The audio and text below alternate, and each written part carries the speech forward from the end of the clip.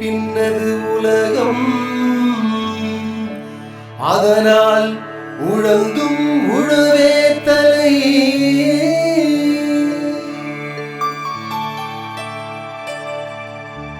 கோடைக்காலம் துவங்கிவிட்டது. வெயிலின் தாக்கம் நாளுக்கு நாள் அதிகரிக்க வாய்ப்புகள் உள்ளன. குறிப்பாக சென்னை போன்ற பெருநகரங்களில் வெயிலின் கடுமை கூடுதலாக இருப்பதால் மொட்டை மாடி வைத்திருக்கும் மக்கள் தங்கள் வீட்டில் வெப்பத்தை கணிசமாக குறைக்க சிறந்த வழி மாடியில் அழகான தோட்டம் அமைத்து செடிகளை வளர்ப்பதுதான். இது மாடியில் தோட்டம் அமைத்தவர்களின் கருத்து. இன்றைய நிகழ்ச்சியில் சென்னை பாடிக்குப்பம் சாலையில் வசிக்கும் திரு சின்னதுரை அவர்கள் இதே கருத்தை வலியுறுத்தி கூறும் அவர் அனுபவங்களை இப்பொழுது பார்ப்போம். இப்போ நீங்கள் பார்க்குறது வந்து குப்பாமணினா மாடியில் வளர்க்குறீங்கன்னு விரும்புவீங்க. ஆனால் அந்த குப்பாமணி ஒரு சிறந்த ஒரு மூலிகை. இந்த மூலிகைன்னு சொன்னிங்கன்னா இந்த குப்பாமணியும் லவங்கப்பூவை இடித்து பல்வலி உள்ளவங்க வச்சாங்கன்னு சொன்னால் அந்த பல்வலி நல்லா ஆகும். அதே நேரத்தில் குப்பாமணி, தூதுவளை, புதினா இந்த இலைகளை வந்து பறித்து நம்ம கஷாயம் போட்டு குடிச்சோம்னு சொன்னால் மார்ச்சளி போன்ற சளிகள் வந்து உடனடியாக நிவாரணம் கிடைச்சி நல்ல ஒரு ஆரோக்கியமாக இருக்கும். ஒரு குப்பாமணி வந்து இன்றைக்கி ஒரு முக்கிய மூலிகை பொருளாக கருதப்படுகிறது.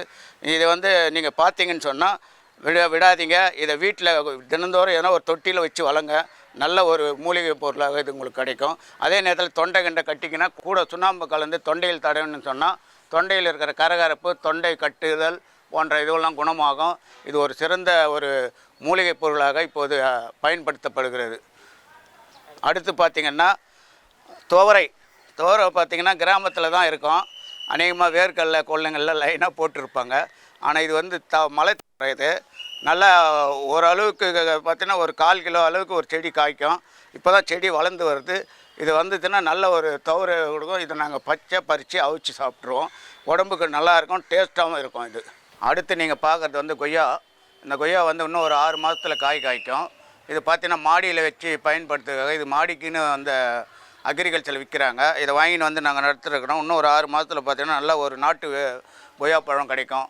கொய்யா வந்து நாங்கள் இதுக்கு மேலே கடையில் வாங்க தேவையில்ல, இங்கேருந்து பறித்து சாப்பிட்டுக்கிற ஒரு மகிழ்ச்சி எங்களுக்கு இருக்குது. அடுத்து பார்த்தா செம்பருத்தி. இந்த செம்பருத்தி பார்த்தீங்கன்னா அடுக்கு செம்பருத்தி. இது பெரும்பாலும் நிறைய இடத்துல இருக்காது. இந்த செம்பருத்தி பூவை நல்ல தேங்காய் எண்ணெயில் காய்ச்சி தலைக்கு தேய்ச்சின்னு சொன்னால் குளிர்ச்சியாகவும் இருக்கும், முடியும் நரைக்காது, நல்லா கருத்து நல்ல ஆரோக்கியமாக இருக்கும். அடுத்து அங்கே பக்கத்தில் பார்க்குறது வந்து சுண்டை செடி. சுண்டைக்காய் பற்றி என்னென்னா நல்ல உடலுக்கு சுண்டைக்காய் பறித்து காரக்குழம்பு வச்சு சாப்பிட்டோம்னா நல்லாயிருக்கும். அதுக்கு கீழே இருக்கிறது வந்து இது வந்து நாட்டு மிளகாலாம் இப்போ நிறைய இருக்குது. நாங்கள் ஏற்கனவே இதில் நிறைய பறிச்சிட்டு இருக்கோம். நல்ல ஒரு காரமுள்ள மிளகா சமையலுக்கு யூஸ் ஆகுது. அடுத்து பார்க்குறது கடுகு வந்து நாங்கள் வந்து இது நாங்கள் போடலை, அதுவே தானாக முளைஞ்சிருக்கு. ஆனால் இதுவும் ஒரு பயனுள்ளதாக எங்களுக்கு இருக்கும். நல்ல ஒரு கடுகை யூஸ் பண்ணுறதுக்கு சமையலுக்கு யூஸ் பண்ணுறதுக்கு நல்ல இது இருக்கும். அடுத்து பார்த்திங்கன்னா எலுமிச்சம்பழ மரம். இது வந்து இதுவும் இன்னும் ஒரு 6 மாதத்தில் எங்களுக்கு நல்ல ஒரு காய்க்கக்கூடிய ஒரு இது இப்போ தான் கொண்டாந்து நட்டு இருக்கோம். அடுத்து இன்னும் ஒரு 6 மாதத்தில் பார்த்தீங்கன்னா நல்ல அருமையான ஒரு காய்ப்பழம். அங்கே பார்த்திங்கன்னா அதுவும் செம்பருத்தி தான். ஆனால் அது வந்து மஞ்சள் பூக்கிற ஒரு செம்பருத்தியில் எல்லா ரகமும் நாங்கள் வச்சுருக்கிறோம். ஆனால் இப்போ இந்த மழை காலத்தினால கொஞ்சம் அது எல்லாம் கொட்டி இருக்குது இலையெல்லாம். அடுத்து நான் கொஞ்ச நாளில் அது சரியாயிடும். இதை பார்க்குறது பிரண்டை. இந்த பிரண்டையை வந்து வாரத்துக்கு ஒரு முறையோ 2 முறையோ சாப்பிட்டோன்னு சொன்னால் உடம்பு ஆரோக்கியமாக இருக்கும். நல்ல ஒரு நரம்புக்கு போன்றதுக்கு ஊட்டச்சத்து உள்ளது. நரம்பு வலி போன்றதுக்கு உள்ளவங்க இதை நிறைய சாப்பிட்ணும். இது வந்து ஒரு நல்ல மூலிகை மருந்தாக பயன்படுத்தப்படுகிறது. இப்போ நீங்கள் பார்க்குறது வந்து அவரைக்கொடி. நாங்கள் பந்தல் போட்டு இதை ஏற்றிருக்கிறோம். நல்ல காய்க்கும். இப்போ மறுபடியும் பூ எடுத்துருக்குது. அந்த பூ எடுத்து இப்போ அந்த வந்து நல்ல ஒரு டேஸ்ட்டாகவும், இது வந்து சுகர் உள்ளவங்களுக்கும் குழந்தை பெற்றவங்களுக்கு இது நாட்டு அவரைக்காய் நல்லது, உடம்புக்கு நல்லது. அடுத்து நீங்கள் பார்க்க இருப்பது வெத்தலை வந்து ஒரு நல்ல ஒரு சுபகாரியத்துக்கும் மற்றும் வெத்தலையும் சுண்ணாம்பு சேர்த்து போடும்போது நம்ம உடம்புக்கு வேண்டிய கால்சியம் கிடைக்குது. இந்த வெத்தலையினுடைய காம்பு இருக்குது இல்லையா, அந்த காம்பை தொட்டு கூட சுண்ணாம்பு தொட்டால் நம்ம உடம்புல இருக்கிற மருவில் வச்சோம்னு சொன்னால் அந்த மரு கூட சீக்கிரம் விழுந்துடும். அந்த அளவுக்கு இந்த வெத்தலை இல்லாமல் எந்த சுபகாரியமும் நம்ம நடத்துறது கிடையாது. சாமி கும்பிட்டாலும் சரி, கல்யாணமாக இருந்தாலும் சரி, எல்லா சுபகாரியங்களுக்கும் வெத்தலை தான் முக்கியமான ஒரு வெத்தலைப்பாக்கு முக்கியமான ஒரு பொருளாக நம்ம பயன்படுத்துகிறோம். இப்போ அடுத்து பார்க்குறீங்க நீங்கள் இந்த தக்காளி செடி. இது வந்து நாட்டு தக்காளி. வீட்டுக்கு வேண்டிய தக்காளி நாங்கள் இங்கேருந்து பறிச்சுக்கிறோம். கடைக்கு பெரும்பாலும் தக்காளி நாங்கள் வாங்குறதில்ல. ரொம்ப சுவையான ஒரு தக்காளியாக நாங்கள் இதை பயன்படுத்திக்கிறோம். அடுத்து வந்து இங்கே பார்க்குறது வந்து மல்லி. இந்த மல்லி வந்து அடுத்த மாதத்துலேருந்து தான் நிறைய பூக்கும். நாங்கள் முதல்ல இந்த தழையெல்லாம் உருவி எடுத்துட்டோம். இப்போ புதுசாக துளுத்துருக்குது. இந்த மல்லி வந்து அடுத்த மாதத்துலேருந்து நிறைய மல்லி பூக்கும். வீட்டுக்கு வேண்டிய மல்லி அதிகமாக பெண்களுக்கும் இதை தான் பயன்படுத்துகிறாங்க. வீட்டு சாமிக்கும் அந்த மல்லியை நாங்கள் பயன்படுத்துகிறோம். அங்கே பார்த்திங்கன்னா ஜாதி மல்லி எப்போவுமே பூத்துன்னு இருக்கும். இதை வந்து நீங்கள் பறித்து சாமிக்கு வைக்கலாம், இல்லை பெண்கள் தலையில் சூடிக்கலாம் அந்த ஜாதி மல்லி. அதே மாதிரி இந்த பக்கம் பார்த்திங்கன்னா அரளி வந்து பூஜைக்கு ஏற்ற ஒரு பூவு. ஆனால் பேர் தான் அரளின்னுவாங்கள ஒழிய இந்த அரளியை வந்து நம்ம பூஜைக்கு சாமிக்கு பயன்படுத்தும் போது ரொம்ப சந்தோஷமாக இருக்கும். நாங்கள் தினமும் சாமிக்கு பறித்து பூஜைக்கு வைக்கிறோம். இப்போ நீங்கள் பார்க்குறது வந்து நித்திய கல்யாணி.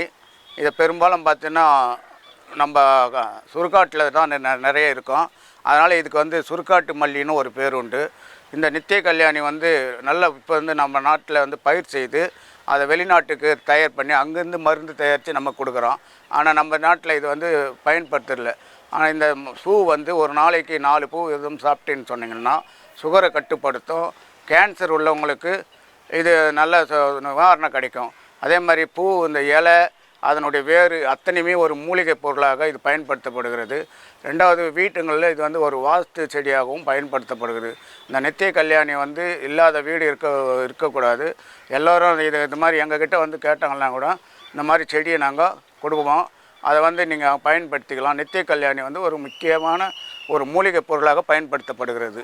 இங்கே பார்த்தீங்கன்னா மஞ்சள் கரணாணி. இது வந்து மஞ்சள் காமாலை உள்ளவங்களும் போன்றவங்களுக்கு இது வந்து கீரையை கள்ளி தொழில் அரைச்சி சாப்பிடுவாங்க. இது வந்து நல்ல ஒரு நிவாரண மூலிகை பொருளாக பயன்படுத்தப்படுகிறது.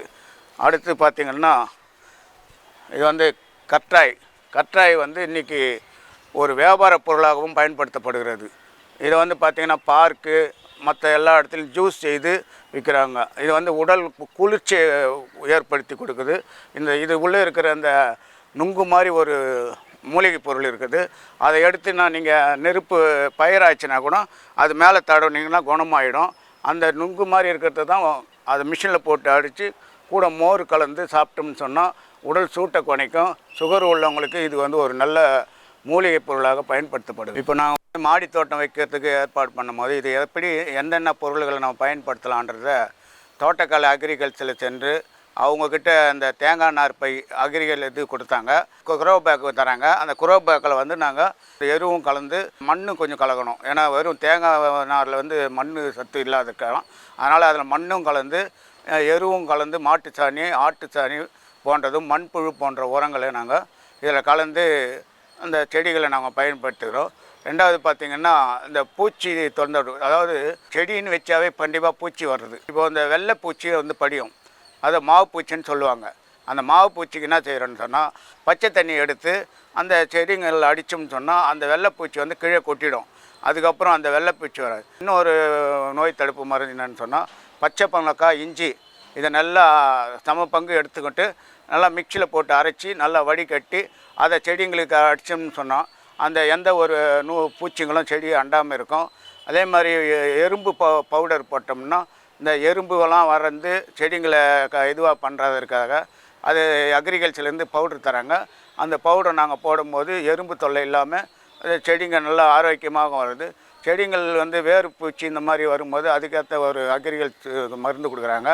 அதையும் போட்டு நல்ல ஒரு பயனுள்ள தோட்டமாக கெமிக்கல் பயன்படுத்தாமல், ரசாயன உரங்களை பயன்படுத்தாமல் இயற்கை உரங்களை நாங்கள் பயன்படுத்துகிறோம். அதனால் தோட்டத்துக்கு நல்ல ஒரு காய்கறியும் சரி, மற்ற பூக்களும் சரி நல்ல ஒரு ஆரோக்கியமாக வருது. பார்க்குறதுக்கு எல்லோரும் கேட்பாங்க, உங்கள் தோட்டத்தில் மட்டும் எப்படி எல்லாம் நல்லா இருக்குது, எப்படி பண்ணுறீங்கன்னு. அங்கே அந்த இயற்கை உரத்தை மட்டுமே நம்பி இந்த கார்டனை பயன்படுத்திக்கின்னு வரோம். இங்கே பார்த்தீங்கன்னா ஒரு 180க்கு தொட்டிகளுக்கு மேலே நாங்கள் பயன்படுத்துகிறோம். ரெண்டாவது இந்த தொட்டிலாம் அப்படியே கீழே வச்சோம்னு சொன்னால் இது வந்து தரையும் அழுக்காகும். ரெண்டாவது பூச்சி பொட்டுலாம் வந்து அடங்கும். அதனால நாங்கள் என்ன செய்கிறோன்னா கேபிள் ட்ரென்ச் இந்த ரேக் மாதிரி இருக்கும். அந்த ரேக்கை வாங்கிட்டு வந்து அதுக்கு ஒரு ஆங்கிள் செட் பண்ணி பெஞ்சு மாதிரி செட் பண்ணி அதில் வச்சுருக்கிறோம். அது வச்சுருக்கிறதுனால எங்களுக்கு தரை டேமேஜ் ஆகிறதில்ல, தண்ணியும் அதிகமாக ஊறுறதில்ல, நல்ல ஒரு ஆரோக்கியமாக இருக்கும்.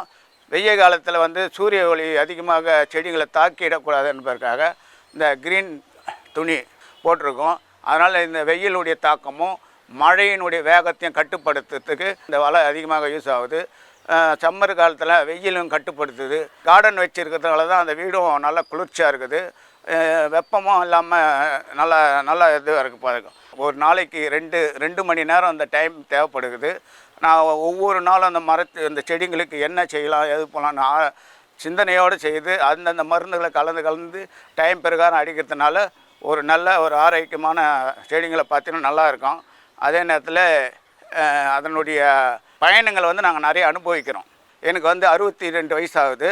இந்த 62 வயசில் நீ இவ்வளோ ஆரோக்கியமாக இருக்கிற எப்படின்னு கேட்டிங்கன்னா, என்னுடைய கார்டனில் நான் வேலை செய்கிறதுனால என்னுடைய உடம்பு நிலை ஆரோக்கியமாக இருக்குது. இதுக்கு வந்து என்னுடைய மனைவி மக்களும் மருமகள் பேரப்பிள்ளைங்க எல்லாமே நல்ல எனக்கு கோஆப்ரேஷன் பண்ணுவாங்க. எனக்கு அதுவும் ஒரு நல்ல ஒரு சந்தோஷம். நான் ஊருக்கு போயிட்டேன்னா கூட அவங்க இந்த கார்டனை நல்லபடியாக பார்த்துக்குவாங்க. ரொம்ப மகிழ்ச்சியான ஒரு இது. அதே நேரத்தில் இந்த கார்டனில் வந்து சாயங்காலத்தில் ஒரு 2 மணி நேரம் வந்து உட்காருவேன். உட்காந்தவொடனே அந்த மூலிகை காற்று எங்கள் மேலே படும். அந்த மூலிகை காற்று படும்போது உடம்புல ஒரு தெம்பு வந்த மாதிரி இருக்கும். இப்போ நீங்கள் இங்கே பார்க்குறது பார்த்தீங்கன்னா பெரிய அளவிலான மூலதனம் செய்ய தேவையில்ல. சாதாரண பெயிண்ட் டப்பாங்க. அப்புறம் அந்த அக்ரிகல்ச்சரில் போனீங்கன்னா ஒரு 6 பை ஒரு பண்டல் தராங்க தேங்காய் நார் போட்டு. அது ரொம்ப குறைஞ்ச விலையில் தராங்க. மருந்து தராங்க, எல்லாமே அவங்க தராங்க. அதை நீங்கள் பயன்படுத்திக்கலாம். ஒவ்வொரு வீட்டிலையும் குறைஞ்ச இடம் இருந்தால் கூட போதும். ரொம்ப இதுக்கு வந்து பெரிய கிரவுண்டு மாதிரி வேணும்னு அவசியம் இல்லை. இப்போ எங்கள் இடம் பார்த்திங்கன்னா ஒரு 1/4 கிரவுண்டு இடம் தான். அதில் நாங்கள் இவ்வளோ செடியை வச்சுருக்கிறோன்னு சொன்னால் ஏறக்குறைய ஒரு 180 செடிக்கு மேலே நாங்கள் வச்சுருக்கிறோம். இந்த பார்க்கும்போது பார்த்திங்கன்னா உங்களுக்கு சின்னதாக தெரியும். ஆனால் இந்த செடி பார்த்திங்கன்னா நிறைய இருக்கும். அதை நீங்கள் வந்து ஒவ்வொரு வீட்டுங்கள்லேயும் இந்த மாதிரி ஒரு சின்ன ஒரு கார்டன் மாதிரி வச்சுக்கிட்டிங்கன்னா உங்களுக்கும் மனசு குளிர்ச்சி இருக்கும், சந்தோஷமாகவும் இருக்கும். நீங்கள் பார்த்தீங்கன்னா இந்த இலைகள்லாம் விழுது இல்லையா, இந்த இலைங்களெல்லாம் நாங்கள் காலையில் தண்ணி ஊற்றுறதுக்கு முன்னால் முதல்ல இலைங்களை பெருக்கி அதுக்கப்புறம் ஒரு டப்பா வச்சுருக்குறோம். அந்த டப்பாவில் கொட்டி வச்சுருவோம். அதுக்கப்புறம் அந்த வீட்டிலேருந்து காய்கறிகள்லாம் கொண்டு வந்தாங்களோ அதில் கொட்டிடுவாங்க. அது கொஞ்சம் கொஞ்சம் கொட்டும் போது கொஞ்சம் மண் போடணும். அந்த மண் போட்டிங்கன்னா தான் அந்த உரம் மக்கும். அந்த மாதிரி செய்திங்கன்னு சொன்னால் நல்ல ஒரு இயற்கை உரத்தை நம்ம வீட்டிலே தயார் பண்ணிக்கலாம். இதுக்கு போயிட்டு கடையில் மாட்டு சாணி ஆட்டு சாணி கூட வாங்க தேவையில்லை. இதையே நமக்கு பயன்படுத்தினீங்கன்னு சொன்னீங்கன்னா இந்த செடி வந்து ரொம்ப பழைய காலத்து இயற்கை முறையில் பயிர் செய்கிறாங்களே அந்த மாதிரி நம்ம இந்த இலைகளையும் காய்கறி கழிவுகளையும் போட்டு நம்ம பயிர் செய்யும் பொழுது நமக்கு ஒரு நல்ல ஒரு உடல் ஆரோக்கியமான ஒரு காய்கறிகளும் பூக்களும் கிடைக்கும். எனவே நம்ம வந்து இந்த முறையை நீங்கள் உங்கள் வீட்டுங்களை சின்ன பக்கெட்டி கூட போதும். இதுக்கு ஒரு பெரிய ட்ரம்மாக கூட தேவையில்ல. ஒரு மாதத்துக்கு அந்த டப்பியை வச்சுருந்தீங்கன்னா அது மக்கிடும். அந்த மக்கி வந்தால் நீங்கள் மறுபடியும் அந்த எருவை யூஸ் பண்ணிக்கலாம். ரெண்டாவது இந்த மாதிரி ஓப்பனில் இருக்கிற அந்த இதுக்கு மேலே தேங்காய் நாரோ இல்லது இலைங்களை போட்டு மூடி வச்சிங்கன்னா தண்ணி ஊற்றுறது கம்மியாகும். ஈரம் வந்து கொஞ்சம் ஏன்னா இந்த வெயிலில் காலத்தில் ஈரம் அதிகமாக இழுக்கும். அதனால் நீங்கள் என்ன பண்ணணும், இது மேலே வந்து தேங்காய் நார் அப்படி இல்லைன்னா இலைகளை போட்டு மூடி வச்சுக்கின்னு சொன்னால் உங்களுக்கு தண்ணி ஊற்றுற சிரமமும் இருக்கும். தண்ணி வந்து ரொம்ப அதிகம் ஊற்றணுன்னு ஒன்றும் அவசியம் இல்லை. சும்மா ஒரு கிளாஸ் ஒரு டம்ளரில் கூட 2 டம்ளர் ஊற்றிங்கன்னா போதும். ஏன்னா அதிகமாக ஊற்றினா வீணாக நீங்கள் போடுற உரம் இதெல்லாம் வந்து தண்ணியில் கலந்து வெளியே போயிடும். அது வெளியே போகாது இருக்கணும். தண்ணியை திட்டமாக பயன்படுத்தணும். ஒன்றும் இல்லை, நாங்கள் இந்த செடிக்கிலே வந்து பார்த்திங்கன்னா ஒரு 3 பக்கெட்டு தண்ணி தான் யூஸ் பண்ணுறோம். அதிகமாக தண்ணியை யூஸ் பண்ணி வெள்ளம் போகிற மாதிரி பண்ணக்கூடாது. இதெல்லாம் நம்ம நல்ல முறையில் பயன்படுத்தின்னு சொன்னால் ஒரு நல்ல ஒரு தோட்டத்தை நம்ம பராமரிக்கிற ஒரு இது வரும் நமக்கு. அதனால் நீங்கள் வந்து வருங்காலத்தில் நீங்கள் தேவைப்படுறவங்க ஏதோ ஆலோசனை கேட்டால் கூட நானும் இதே இந்த கார்டன் இதுக்காக நான் கிண்டியில் உள்ள அக்ரிகல்ச்சர் இதில் போய் ஒரு நாள் ட்ரைனிங் எடுத்தேன். அந்த ட்ரைனிங்கில் வந்து அவங்க சில விஷயங்கள்லாம் சொல்லி கொடுத்தாங்க. அதே மாதிரி உங்களுக்கு ஏதாவது உதவிகள் தேவைன்னு சொன்னால் நீங்கள் ஃபோன் பண்ணிங்கன்னு சொன்னால் நாங்களே வந்து நேராக இந்த எப்படி வைக்கணும் அப்படின்ற மாதிரி சொல்லிக் கொடுக்குறோம் அப்படின்னு கூட சொல்லியிருக்கிறாங்க. இப்போ நம்ம மாடி தோட்டம் பசுமையாகவும் செழுமையாக இருப்பதற்கு எங்கள் குடும்ப நண்பர்கள் குடும்பத்தின் அனைவருக்குமே முக்கிய பங்கு வகிக்கிறார்கள். இது இருக்கிறது எங்கள் மனைவி மருமக பிள்ளைகள்லாம் வேலைக்கு போயிட்டு இருந்தனால அவங்கள வந்து இங்கே அறிமுகப்படுத்த முடியல. இருந்தாலும் அவங்களும் வந்து இதில் முழுமையான தன்னுடைய பங்கை செலுத்தினால்தான் இந்த தோட்டம் வந்து செழுமையாக இருக்கிறது. அதே மாதிரி நீங்களும் அந்த டிவி பார்க்குறவங்களுக்கு ஒரு அன்பான வேண்டுகோள், உங்களுக்கு வந்து அதிகமான இடம் இருக்குதுன்னு ஒன்றும் அவசியம் இல்லை. உங்கள் இடத்துக்கு ஏற்ற மாதிரி வீட்டுக்கு வேண்டியான தக்காளி, கத்திரிக்காய், வெண்டைக்காய், இன்னும் அவரைக்காய் இந்த மாதிரி காய்கறி வகைகளும் ஒரு மல்லிச்செடி மற்றும் வீட்டுக்கு சாமிக்கு வேண்டிய பூக்களுக்கும் வீட்டில் வச்சிங்கன்னு சொன்னால் உங்களுக்கு ஆர்வம் அதிகமாகி இன்னும் கூட அந்த தோட்டத்தை விரிவாக்குவதற்கு ஒரு எண்ணம் வரும். உங்களுக்கும் ஒரு சந்தோஷமான ஒரு இது இருந்து நம்ம வீட்டில் இவ்வளவும் காய்கறி கிடைக்குது, மிளகாய் கிடைக்குது, அதனால் இதை நம்ம இன்னும் விரிவுபடுத்தணுன்ற ஒரு எண்ணம் வந்து நீங்களும் எல்லோரும் இது மாதிரி பண்ணி ரொம்ப சொகுசாக மூலிகை பொருட்களும் பயன்படுத்தின்னு சொன்னால் ரொம்ப சந்தோஷமாகவும் நிம்மதியாகவும் உங்களுக்கு உடல் ஆரோக்கியமும் இருக்கிறதுக்கு இந்த மாடி தோட்டம் உதவிகரமாக இருக்குதுன்னு கேட்டுக்கிறேன்.